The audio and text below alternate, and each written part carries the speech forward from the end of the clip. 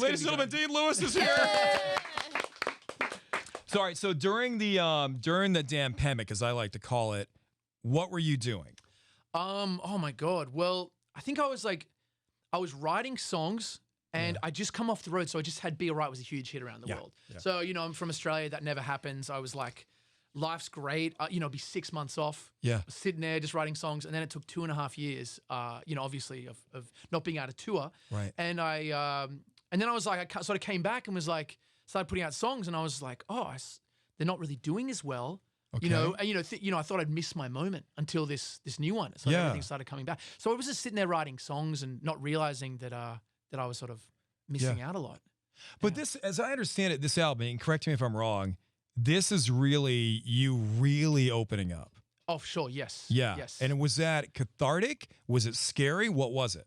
Well, I think I just write about things that are happening in my life. So I think it, like, the song How Do I Say Goodbye, the one I wrote about my dad, was so I just needed to write about it because it was the thing that was the most important thing in my life. So I write about, a lot of this girl I thought I was going to end up with, a lot of songs about her. Yeah. But the song about my dad was just, it was such a huge thing that I just had to write it. And I mean, super emotional to write, crying. Like I don't cry a lot, like in general, but during that song, the writing of it, it was just like, it was a very emotional thing. Are you performing that one for us today? Yes, I am. Just in case people don't know the backstory on that song, is your dad in remission right now? So yeah, he's in remission. Yeah, he is. Oh, thank God. We posted it on YouTube, the music video. Yeah. And then at the end, we said that he's in remission, but the ads on YouTube cover it. No. So everyone's always commenting. They're like, they can't see that he's Because okay. those goofy YouTube ads. It's the YouTube ads. But you made a couple bucks off those ads, did you? Well, I don't. Oh, okay. I think someone does. You're I using think your dad to someone make a does. couple of bucks. What are we doing? I don't think the money goes to me, but I wish. That'd be I good, know, yeah. right? I do love the fan response, the crowd at your yes. shows when you're singing that song and they are just thinking about someone in their life. Right. It's going crazy on TikTok. Oh my But that's the gosh. guy. That's my brother. He films all these people. Oh, that's your brother right there. And he's been Oh, that's filming cool. these crowd reactions, and they're going crazy on TikTok. Yeah. And like, people are just crying. Yeah. And it's incredible. But it's because it's a very emotional song. But it's sort of like a processing cry. It's a joyous thing I'm noticing when we're playing. It's not like it's quite it doesn't feel like a really sad moment when we're all when I'm singing it and everyone's singing along. And When you think about the fragility of life and you think about people not being here, we've all lost loved ones in the room here. When you think about it, and then when you have I'm not saying the warning, but when you know the possibility is there, you can put blinders onto the world. And I always go back to, and maybe you went through this with your dad here, I go back to like when my kid was young, he's very, very sick, and we're doing like neuroblastoma tests and everything, and oncology and all these heavy, heavy things. Blinders came on my face to the world, like on a horse. And the blinders are there. All I saw was what in front of me. And that was my family. That's what was important. I didn't watch the news. I didn't care about how many likes I got on Instagram. I had blinders on and concentrated on the most important things. And I think when you were probably writing that song, you had blinders on and concentrated on the most important thing, which is your dad and your relationship. Absolutely. Absolutely.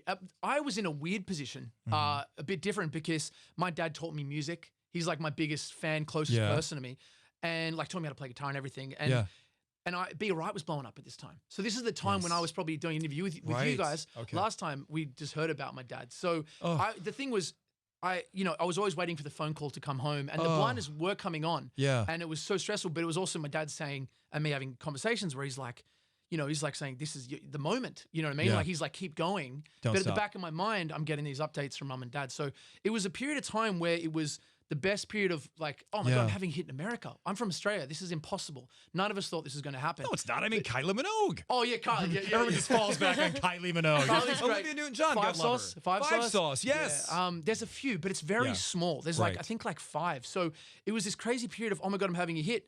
But then it was this period of like, obviously my dad's really sick. So it was when am I coming home to see him and waiting for that call? And it was like a very up and down period. Was your brother with you at the time? He was with me. Yeah, he was here last time. It's been right, and so his brother's filming the background, in case you've heard us mention that to the side. So you guys were together and provided support for each other, I assume, right? For sure, yes. And But still. he's been on the road for like with me for like 5 years, and he actually did the music video for it. So it's been good for really? Dad.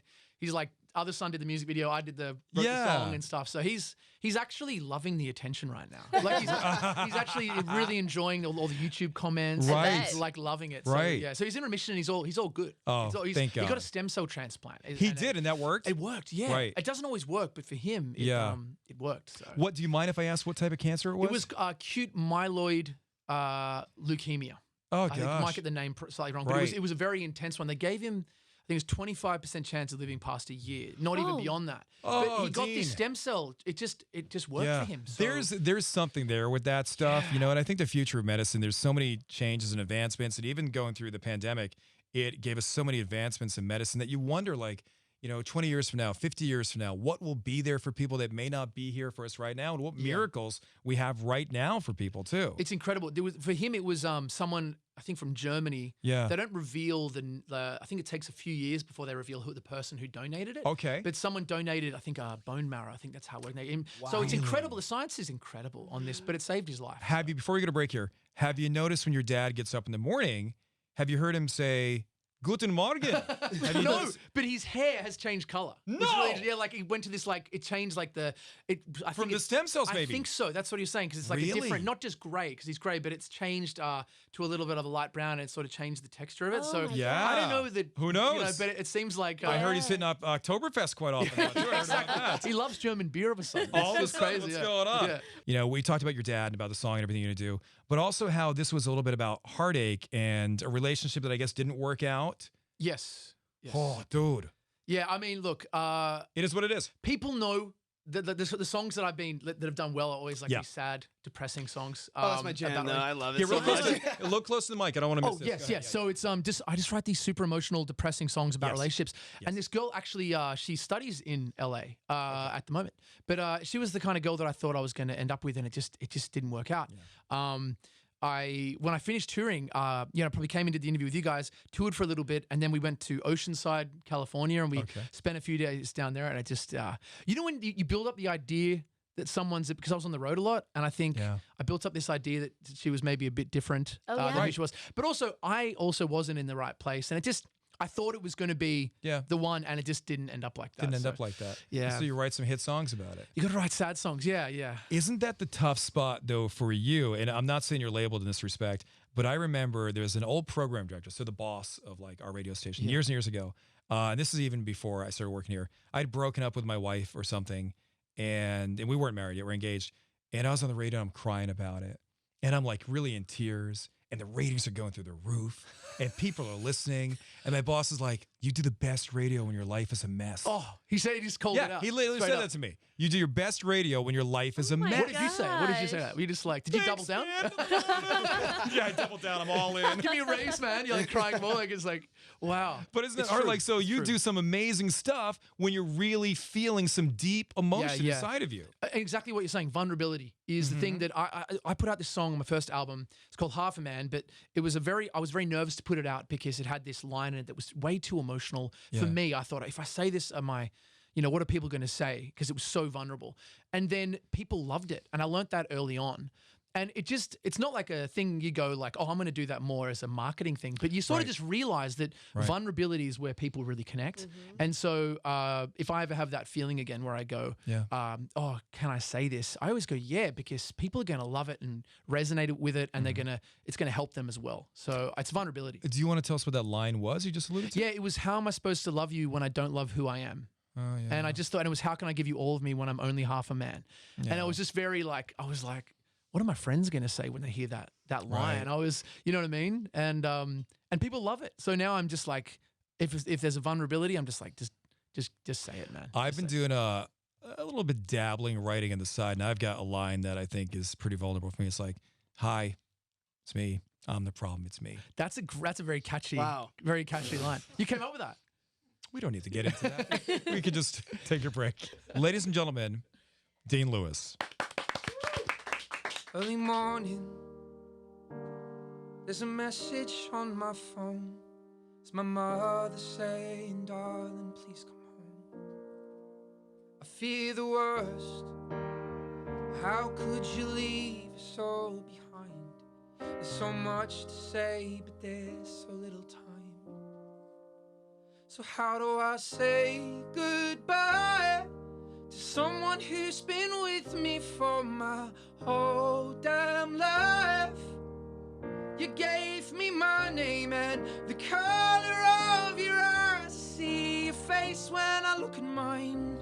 And so how do I say goodbye when I couldn't? You always saw the best in me, and right or wrong, you're always on my side. But I'm scared of what life without you's like. And I saw the way she looked into your eyes. And I promise if you go, I will make sure she's alright. So how do I say goodbye to someone who's been with me for my whole damn life? You gave me my name and the color of your eyes. I see your face when I look at mine. And so how do I say goodbye? And there's no way you could ever let me down. Gonna steal some time and start again. You'll always be my closest friend. And someday we're gonna make it out. Just hold the light. Just hold the light high, high. So how do I say goodbye to someone who's been with me for my whole damn life? You gave me my name and the color of your eyes. I see your face when I look at mine. And so how do I say goodbye? And so how do I say goodbye? Well, that's pretty good. Thank you. Just checking. Wow. We all a mess? I am. Yeah. I I don't had know to about you. pinch my leg to. My grandmother passed away Saturday night, and I knew you were coming in today, and I listened to this song driving home from being at her house that next day. And I listened to this song, and we shared the middle name. She and I, we both had the same color eyes, and just listening to it, like I've known her my whole life. She was 94 years old. 94. Had a Yeah. wonderful life. Wow. But no matter how long you've had with somebody, Yeah. you don't know how to say goodbye. It's don't. so true. Yeah, no, I'm so sorry to hear that. But I'm glad the song's helping Oh, in that yeah. way. And it's that's the thing is like so many people are telling me their stories, which is the other thing. It's Yeah. just, it's incredible to share that with you. So thank you for telling me. I can't believe it was Saturday. It was just so recent. But while you were playing that, to not be a ball on the floor, I was pinching my leg, and I was did like good, trying to yeah. like give pain to myself, so I don't like. He's singing just this song, bawl my and eyes his out. brother, Sean, is filming stuff, and I'm trying not to look at Sean because I'm literally, I don't know if anybody saw it, but tears are dropping from my eyes because we all find somebody we love in that song, Yeah. you know? Yeah. And the Beautiful. line you talk about with you're promising your dad that I assume you'll take care of your mom and take Yes, care of her and yes. stuff. That's me with my mom. I'm thinking that with Yes. my mom too. It's like, Yes. oh my God, you monster. Yeah. What have you done to Yeah, us? yeah, it's good. So you're really listening to lyrics. Yes, and of that's course. True. Yeah, I wrote Yeah. that line. Saw the way she looked into your A little eyes. closer to the mic. I'm so Oh, yeah. sorry. I wrote, I saw the way she looked into your eyes. Yeah. I promise if you go, I'll make sure she's right. We did this road trip, me and my Yes. mum and my dad. It was down Yeah. from LA to Monterey. It was a 3-day trip. And Okay. And I saw the way that my mum was like, she drive, they're like my parents my whole life. They're like, Yeah, like yeah. that. But they're on this road trip and they were like kids again. And it Yeah. was like, they drive past like Pismo or like Sam Simeon, I forget the name. Okay. But the beach, and then mum would be like, "Oh, hun, have we stayed there?" And they Yeah, were so yeah, excited. yeah. So I wrote that line, and it's interesting you picked up on that because that's Yeah. what I'm saying. And so it's been really amazing to see how people are relating to the song, and Yeah. it's been special for me. So We've all dried our eyes and everybody's back to normal and stuff now. So you're going around, you're promoting the album and everything. That's exciting. yes, very exciting. First And time to be back. I know. So you were like off the road, didn't do any promotion. So We're like one of the first shows, or I guess the first show you went to? This is the first US radio show I've done in, I think, three years. It's been, I didn't know if I'd ever get this opportunity again. And it's, Right. you know, I sort of thought everything was, you know, I missed my opportunity. And now this song just going crazy again. I'm like, I feel like it's just so exciting to be able to come back and talk to you guys after 3 years. And So you're going around doing the promotion and stuff. Will you be home in Australia for the holidays? we're going to go back. I'm about to go to Australia in like a week to do a big tour. So I think I'm going to spend, we'll see the family and we'll be doing stuff over there. So it's going to be great to be back for a month. Oh, that's very cool. Yeah, I can't wait. Very cool. When you go back there and see the family and stuff, and Sean goes back to and everything, do you guys have like old like schoolmates you hang out with or something? Like what's the what's the deal with Dean when you go back there? Okay, so it's a bit different in Australia because it's hot. It's very, because very you're opposite seasons. Exactly. Right. So it's really, really hot. And basically, we'll go see schoolmates, go to the pub. Yeah. We'll do like, you know, we'll have like, so ours is like barbecuing and stuff like that outside. That's big in Australia, It's barbecuing, barbecuing right? in December, So it'll be kind of barbecuing and, you know, ham, turkey, grandma, all that kind of stuff. Just living your best life. Living the having a best good time, life. man. Yeah. Good for you. Yeah, it's going to be great. I can't Do wait. you ever get afraid of, because this is not to put you on the Australia Chamber of Commerce thing here or something, but we've often talked about going there. One of my son's like friends from school, he spent a lot of time over here, but now they're back in Australia. They moved back to Australia this past year. So we always talk about visiting them. The flight is like 18 days or whatever. It's But you guys have more of the deadliest animals in the entire world, it seems like. Yeah. Like I watch YouTube videos and it's like the attack of the rats. They were having a terrible drought and there was these rats all over Australia like attacking farmland. And then you see a spider that's the size of a face. And then of course, don't even start about the sharks and then the snakes. Yeah, and no it's, chance. what's going on? Well, look, you just grow up every now and then you'd have a snake. Like, I mean, it's not as bad as it seems, but you probably have, okay, for instance, the red belly black snake. We had that under our house a couple of times and they're poisonous. But the main thing is really huntsman spiders. They're about the size of your hand, but they don't really bite you unless you like, you know, but you might get three of those in your room. And you would get 3 huntsman spiders like at probably one a year. time? No, A year. And then, and the other thing is, and we've all had this in Australia, you'll be driving in your air vent. This sounds like a horror movie, but you see them sometimes. They'll come through the air vent, and they'll be people crash. I mean, it's not as much as you think. Maybe once a year, but people do crash because they see the huntsman. So the huntsman spider is about the size of your hand. So they see the tentacles, You see them in the air legs, vents. whatever it is, coming through 8 little legs or whatever, coming through the vent, trying to get out. They can't get out. They can't get out because the vent's holding them back. I've had this. You've seen the fingers of death. It's awful, and I've seen it run up the windscreen. I've only had that three or four times, but we have a lot of spiders. Why would you go Times back? Why would you live there? I mean, I love God. people in It's not as you Australia. think. It's not as bad as you think. How is it not as bad as I think? It's like every horror movie I've ever seen. When you say it's the size of your hand, and you're a big dude. Yeah. You got big hands. But you also have like Alaska. You got like grizzly bears. We don't have any. That's some crazy. Okay, here's the That's thing some with a crazy. grizzly bear.